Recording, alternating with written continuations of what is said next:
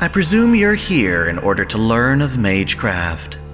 I'll have you know, there's no room for the weak-willed in this course, and despite your best efforts, the sorcery of our time is but a fraction of what it once was in the Age of Gods. Much of the craft is established through pedigree, and the culture of mages is riddled with deception and moral depravity. That said, if you insist, I shall do my best to educate you in this miserable, yet fascinating world.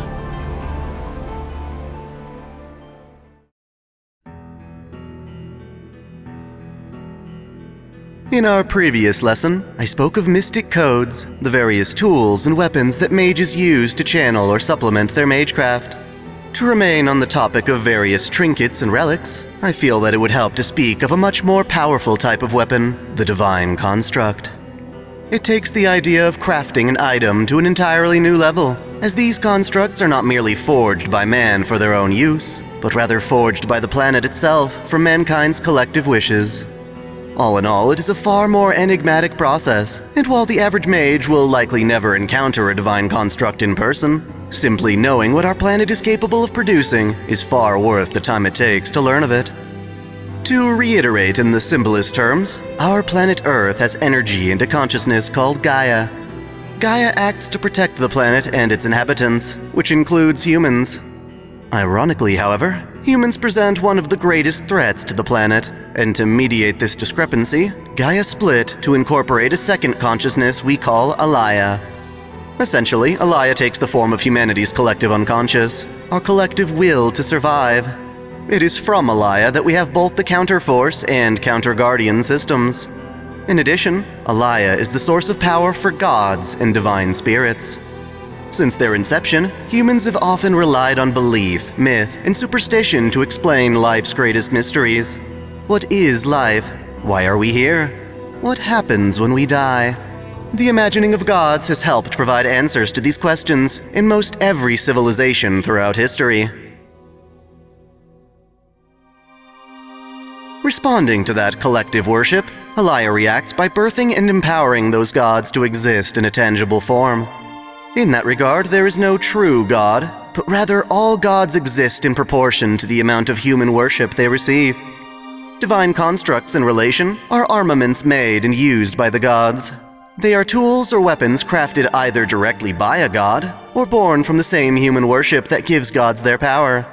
While both history and mythology are filled with legendary weapons, only some of them possess this divine quality, placing them on a higher tier of destructive might. Because of this, even mages who can envision and project legendary weapons cannot faithfully replicate the might of divine constructs. It's worth mentioning that the formation of divine constructs surpasses the temporal structure in which they're historically introduced. For instance, the prototype of all divine constructs is the sword belonging to Mars, the Greek and Roman god of war. Despite there being mythologies much older than in ancient Greece, this war god's sword, known as Photon Ray, was initially used to combat the titan Altera, who invaded Earth long ago. Sadly, this being, the Scourge of God, was able to defeat Mars and claim Photon Ray for herself. The sword's blade consists of 3 colored bands of light that, when invoked, are capable of destroying all existence on Earth. Needless to say, the Titan's possession of this blade nearly ended our world. That is, if not for the prowess of a different divine construct. Excalibur, the sword of promised victory, is considered the strongest of all holy swords, crystallized within the planet from humanity's wishes for salvation. In other words, it is the embodiment of hope. While this divine sword is most famous in the hands of King Arthur, it was first forged and entrusted to the fairies, only reaching Artoria's hands through the efforts of Vivian, the Lady of the Lake. It was thanks to Excalibur's light that the Titan Altera was ultimately defeated. Functionally, it is a sword that amplifies its user's mana, channeling it into a destructive beam of light. The effect is even greater in the hands of warriors like Artoria, who were born with the factor of the dragon. Just like Arthur herself, however, Excalibur is vulnerable to corruption. It has an evil attribute more akin to Artoria's sister Morgana. In this form, Excalibur Morgan is no less powerful, but instead unleashes a blackened beam. there exists potentially an even stronger form of the blade in a parallel world in which the famous King Arthur is male, as legends typically describe. Its appearance is slightly different from our world's Excalibur, and possesses another layer of power held back by the restraints of the Round Table. Essentially, this Excalibur can only reach its full potential when approved by the 13 Knights of the Round Table, each releasing a seal on the blade to ensure it is used for the good of the planet. King Arthur also possesses a second divine construct known as Rungominiad. In its proper form, Rungominiad is a tower, or pillar of light, that holds together our world and its reverse side. Artoria Pendragon uses the tower, manifested as a holy lance that can conjure a light of destruction from the heavens. This spear is also limited by the restraints of the Round Table, and can only be invoked when at least 7 restraints are lifted. The use of divine constructs was not merely limited to the king. One of her most cherished knights, Lancelot, possessed the sword Erendite, the unfading light of the lake that, like Excalibur itself, had been protected by fairies. In fact, it is a counterpart blade to Excalibur, and can be used similarly to defeat entire armies. Sir Lancelot, however, harnesses the blade's light to perform Erendite Overload, which concentrates it into a single slash. While those weapons were forged in the waters of the planet, many are the direct product of specific gods. For instance, the various armaments crafted by the Olympian blacksmith Hephaestus. He's responsible for Zeus's lightning bolts, as well as Aegis Eclipse, the bow made for the superhuman hunter Orion. Perhaps more impressive is the shield Hephaestus made for the Greek hero Achilles. It is called Achilleus Cosmos, the miniature world enclosed by the azure sky. It functions as a bounded field, reproducing Achilles' world into a miniature form to defend against attacks under the motto, "To oppose this shield is to make an enemy of the entire world." The sea god Poseidon's trident also qualifies as a divine construct. At its full power, the trident can control all authorities of the sea, but as of late, it is used in a much more limited capacity by the warrior Canis of the Argonauts. Moving on from Greek mythology, we enter the Celtic sphere with Argitlam, the silver arm of Nuada, the Celtic god of war in the sea from the Tuatha De Danann. During one of Chaldea's exploits, this arm is fashioned into a prosthetic for Sir Bedivere of the Round Table, allowing him to conceal the Excalibur he refused to return to the Lady of the Lake. Some of the most powerful deities in the world have come from Mesopotamian myth, and many of their armaments found their way into Gilgamesh's Gate of Babylon. His most destructive weapon is by far Ea, the Sword of Rupture, named after the god of water, wisdom, and incantations. It was forged long before swords had their traditional shape, making it more equivalent to a wand than a blade. It was created as a weapon that only Gilgamesh himself could use, and what should be its blade are instead 3 rotating segments that represent the heavens, earth, and underworld respectively. Functionally, Ea is a key to unleashing a devastating attack called Enuma Elish, the star of creation that split heaven and earth. The blade distorts space-time, annihilating the fabric of worlds. This destruction can only be partially negated by a blast from Excalibur, and the only means of truly defending it are contained within Excalibur's scabbard, Avalon. In all other cases, there is simply no escaping Ea's wrath. To contain Gilgamesh's rampant authority and return him to the gods' favor, the gods created Enkidu, the Chains of Heaven. Despite being a living being with autonomy of their own, Enkidu counts as a divine construct that can transform into literal chains that specialize in binding divine beings. The chains remain as part of Gilgamesh's arsenal. Though when manifested independently, Enkidu can use them to invoke their own form of Enuma Elish to protect humans.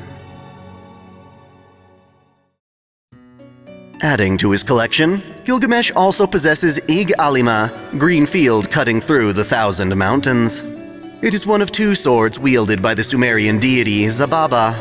Its size is so massive that it can carve into thousands of mountains at a time. Naturally, Gilgamesh himself cannot lift it as such. Instead, he utilizes the Gate of Babylon to drop or shoot the blades as a gargantuan projectile. Simply by being in the environment, the sword acts as a bridge, ramp, or battlefield all its own. Zababa's other blade was known as Sul Sagana, the horizon of dawn that purifies the seas. Rather than a mere sword, Sul Sagana emits molten flames and beams in addition to cleaving opponents. In that sense, it is more furnace than sword, capable of burning away even the oceans. Similar to Enkidu, another living construct happens to be Gugulana, the Bull of Heaven. It is a colossal familiar granted to Ishtar by her father Anu after being humiliated by Gilgamesh. Clad in storms, this bull brought flood and famine to Uruk for 7 years, until being slain by Gilgamesh and Enkidu. From Sumer to Norse mythology, we have Levitain, sword like a sun that becomes a calamity. It is a composite weapon made from combining the giant Surtur's flaming sword with Freyr's Sword of the Sun and weapons from Loki. Despite being sealed by Surtur's wife, Sinmara, Levitain can torch both life forms and entire textures from our world. More iconic is Mjolnir, the hammer of Thor.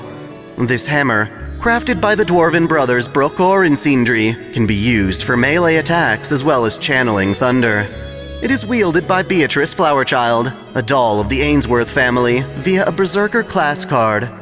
While useful, taking advantage of this weapon comes with significant risk, for if Thor's divine core within gets fractured, it will wreak havoc on the world on the same destructive level as Ragnarok.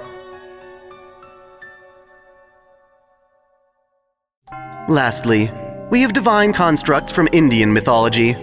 The two rivaling warriors of the Mahabharata, Arjuna and Karna, each possess a construct of great renown. Arjuna was given Pashupata, raised hand of the destructive god, by Shiva, the greater god of destruction and creation. Rather than decimating entire armies at once, Pashupata's destruction targets individuals and delivers to them moksha, the release from the cycle of rebirth, upon being judged. Karna's construct is Vasavi Shakti, O son, abide to death, a spear of light bestowed upon him by the thunder god Indra. While Indra first tricked Karna into giving up his armor to protect Arjuna, Indra respected Karna's nobility and in recompense granted him the spear. Vasavi Shakti stands taller than Karna himself, with a massive tip that could not be wielded by a normal human. While he never invoked the spear's true name in life, Karna is able to use it as a noble phantasm when discarding his armor to unleash a lightning strike capable of killing even the gods. In summation, divine constructs are powerful weapons crafted either by the gods themselves or the planet using humanity's collective unconscious. Just like the gods, divine constructs have fallen out of prominence as mankind moved into a technological era. Clearly, though, our Earth is quite a remarkable planet. But it would be foolish to glorify our humble rock while ignoring the merits of other celestial bodies. Thus, our next lesson shall cover the planets, stars, and the mysterious entities known as types or ultimate ones.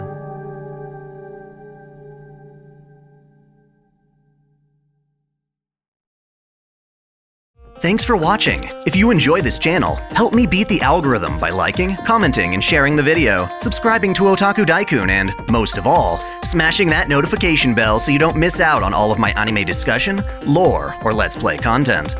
If you want to support me directly, there are now 3 ways that all provide the same benefits. You can click Join here on YouTube, or join Patreon or Subscribestar for access to exclusive vids and early access. As always, celebrate your fandom.